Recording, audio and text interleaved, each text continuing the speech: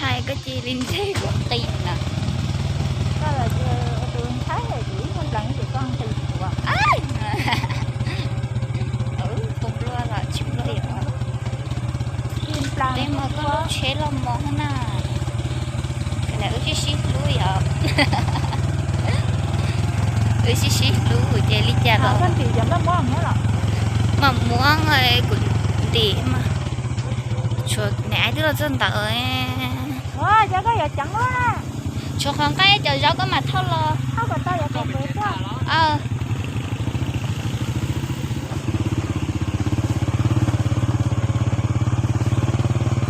Chẳng đi tiêu rồi. Ấy rồi tao bị cho nó thiên ná. Ấy chỉ có chỗ lấy nước. Nhà em con tôi ấy để là ấp con nè. Anh chân tay chồng cho ơi. Cái chỗ lấy cái thầy cái thầy chơi. Ấy là cho nói là super thủ rồi. Đấy là lầu đi lầu. Lầu mà do có cực khửi mà có giờ chỉ lôi mà ở khán nào trời chỉ tao luôn có lên bên thôi không một khửi nó tức lầu ấy.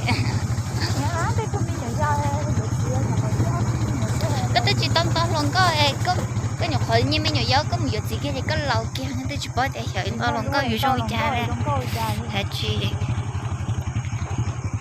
sao mà hay tiệc khửi chỉ rất lầu là hay thế nên你用那的和那些，nó，如果到可能接到没呀？接到一点了，的。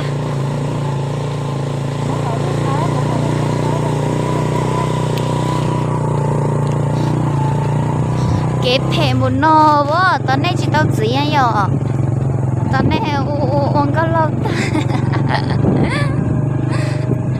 cái phê một nô quá, tôi lên cho tôi thải, tôi lên cho tôi thải, tháo mà cho tôi té chị, cái chiếc kem trái số tao bay,